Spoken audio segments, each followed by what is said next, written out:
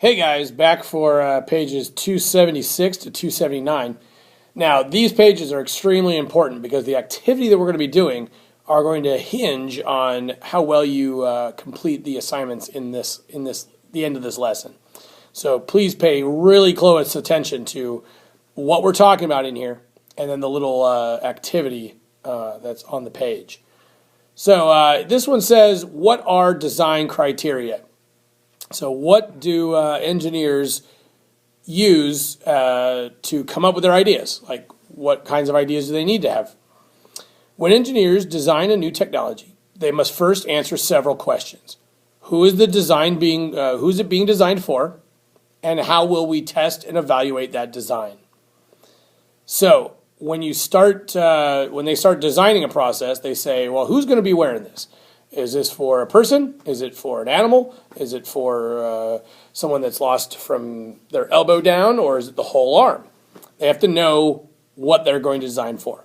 And then the second part of that is, how are you going to test it and evaluate whether it actually is going to work or not?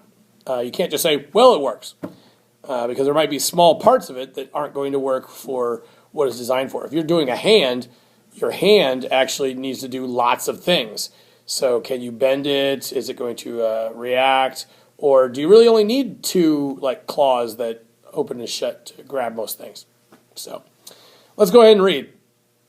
Criteria are standards for measuring success. Criteria serve several purposes. They describe what the designer hopes to achieve. They also guide the testing process. Criteria help engineers measure how well their design is doing its job.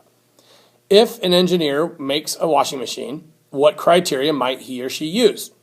The criteria used to test the machine might include how much water and electricity it used, how long the cycle took, and how clean the clothes got. So that's what we saw before, right, in those bar graphs that we did. It was all about those criteria. So you had the different bar graph based on the criteria that you, as a designer, chose to talk about.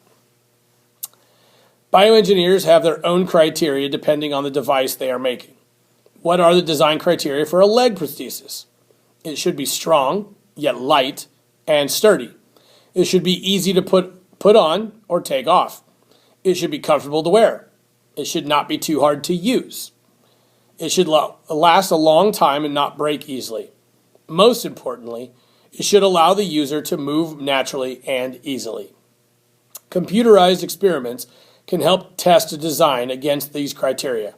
Once a design has met all of the criteria, bioengineers can take the next step. So the captions say, before it was made, this leg was tested and met the design criteria.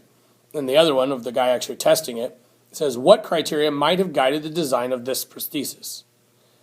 So together, I'm going to start, if you see up here behind me, I've got the chart here that's in your activity. So let's go ahead and take a look at that and try to fill it in. I'll help you with a couple of them, but I think you can probably find a lot of them. So if you look in your actual reading there, it helps you with a couple. It says, the very first thing it says, what are the design criteria for a leg prosthesis? It should be strong. So we probably need to write strong in one of these boxes. It also says it needs to be light. You don't want to be lugging your leg around and having trouble walking. Another one that might not be in there or might not explain itself very well, you have to have natural movement, right? If you're going to be using a leg, you want to move naturally.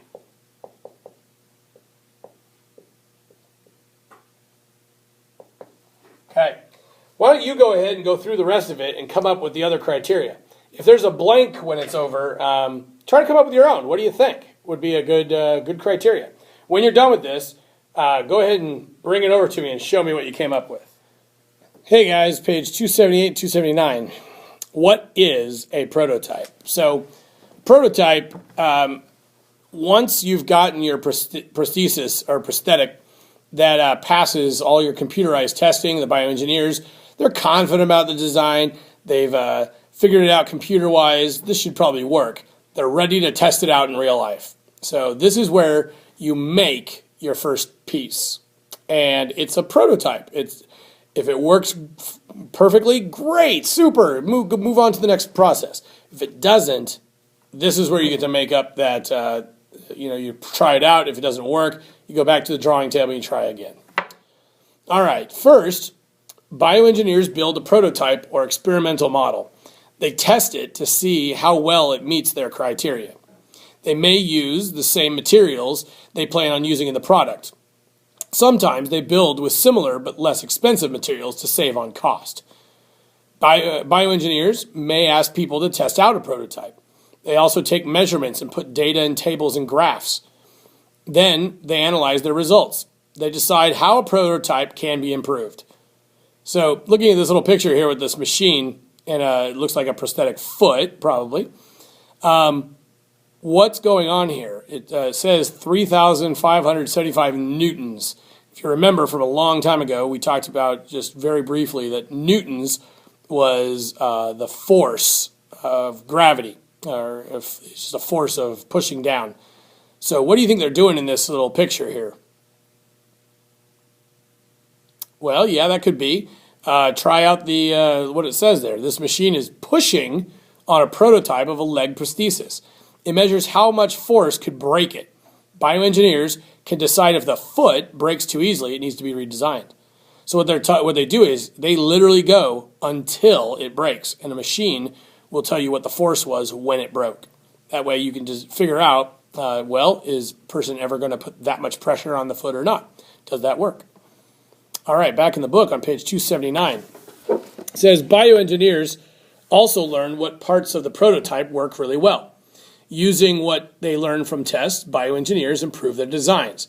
They keep those parts that best meet a criterion, which is just plural for a criteria. They try other ideas when the prototype fails to meet a criterion. Or is that the singular?